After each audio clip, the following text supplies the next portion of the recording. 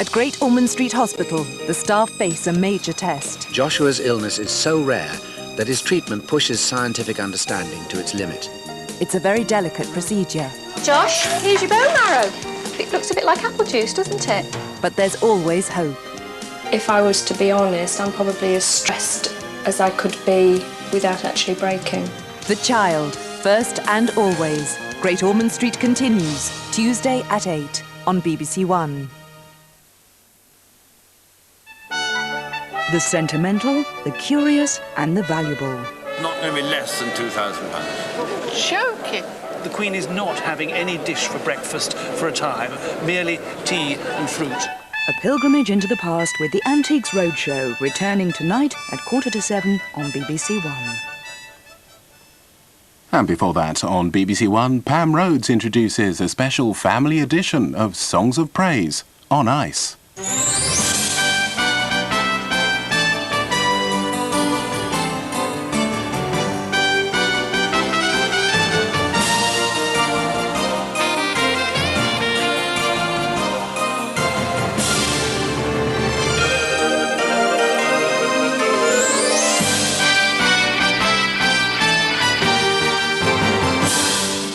Hello from the Ice Arena here at Blackpool Pleasure Beach. Well, over the years, Songs of Praise has come from some very unusual locations, but never before from an ice rink. What we can promise you this evening is a great celebration of praise and worship. And as we're in for such a sparkling evening, how better to start than with Shine, Jesus, Shine.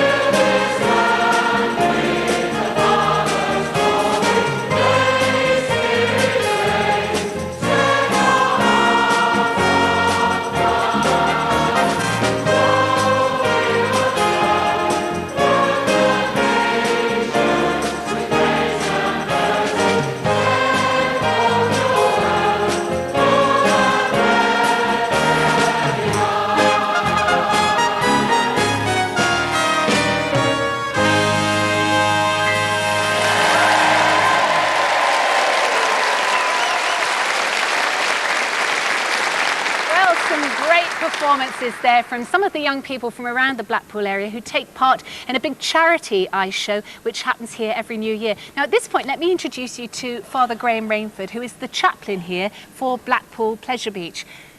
Why does a pleasure beach need a chaplain then? Because it has many people who work here, not only during the summer season but also throughout the whole of the winter. And therefore I act really as their parish priest. I mean, I'm here for them in various times, but not only times of crisis, but also times of great joy. I mean, births in families take place and people want to share that.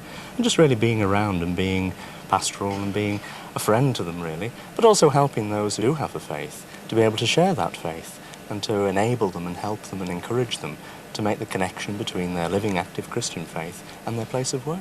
And I suppose that having the ice rink on your doorstep, you're a very good skater. I'm not, I'm afraid. Are you?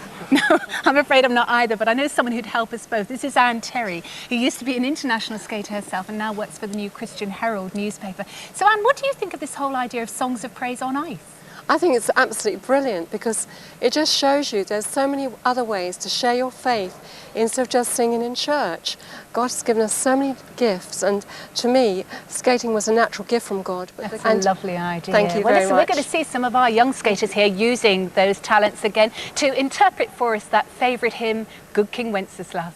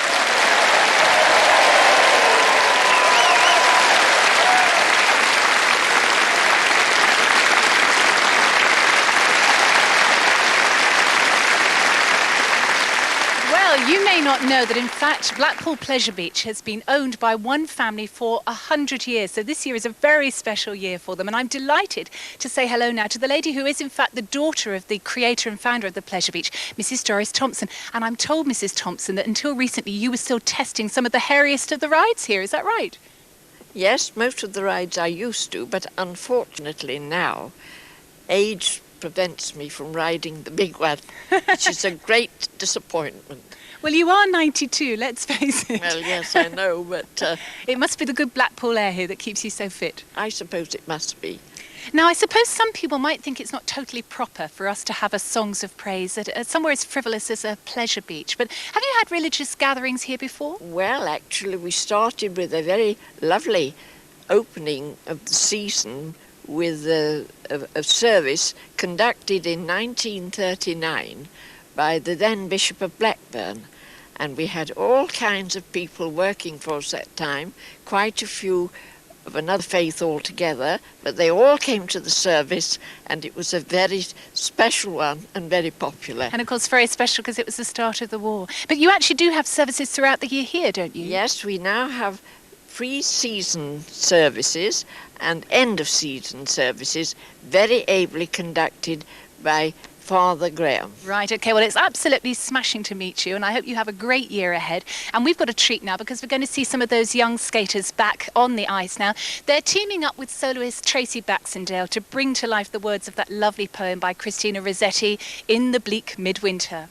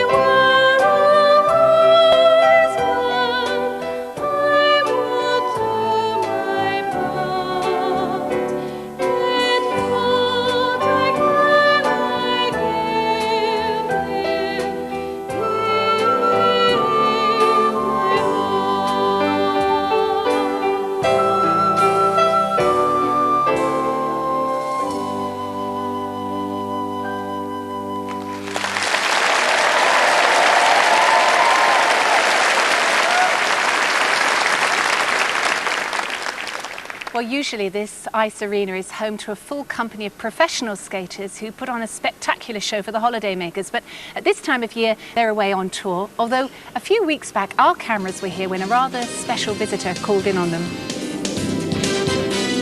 This was part of the show's regular sequence built around Charlie Chaplin. Watch carefully as the company were joined for one night only by our own special guest tonight, once junior world champion and then European and Olympic ice dance finalist, Nikki Slater.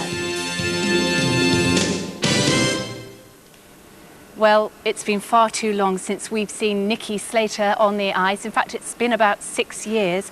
And he'll be telling us in a few moments about why he's taking part in this Songs of Praise. In the meantime, let's remind ourselves what a wonderful skater he is.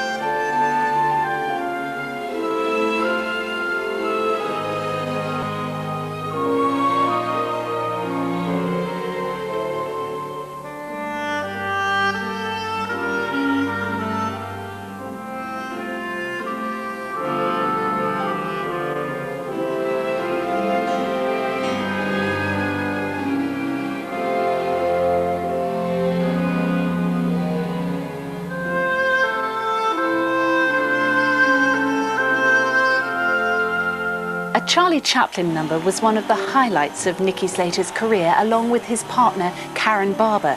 Karen and Nicky achieved 5th place ranking in the world and 3rd in Europe. Although they went on to succeed Torval and Dean as British ice dance champions, a year later their partnership came to a sudden end. I think we had some gifts in being able to entertain audiences, but we didn't really have enough strength in what we did, and we could have developed the dance a bit. I mean, I'd been vacillating as to whether we should stay amateur or turn professional, and I think Karen was a bit unsettled by that.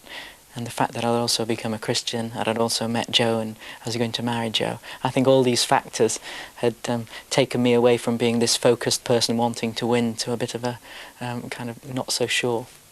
When you think back to the sort of person you were at the top of the skating world and the person you are now, how much difference do you think Christianity made? Well, it used to be that if my friends beat me, I couldn't talk to them. And I think they used to call me quite a fearsome competitor. I wanted to win. I still, to a degree, want to do the very best in what I do, and I do like it when I win at things. But I think it's softer now in my life. It's not a be-all and end-all. And I like to win with people rather than win by beating people. Phil, I'm just calling just to say well done on the Ofsted report. It's really brilliant. For the past 5 years, Nicky has been working as a director for the Christian charity, the Shaftesbury Society. It helps young people with a disability, learning disability, physical disability, through schools and also through hostels. And it also helps young homeless people, and it's also got a missionary arm in London. When I was skating and I saw the Disability Olympics, I cried because I thought, golly, I find it tough. I think it's tough, but these people are doing it without what we would say was able-bodied. And then I saw how the care workers worked with young people with disability, and that a person with a disability was just a person, and that they would get angry and annoyed too. Now, you haven't skated in public for 6 years until this event for Songs of Praise in Blackpool. What does that mean to you? It means something that I never thought would happen is going to. It's a privilege. It's a bit daunting and scary. It's a real gift. When you used to do it, you took it for granted, but I now appreciate how beautiful it is to feel the flow over the ice and the movement, which I thought I'd never feel again.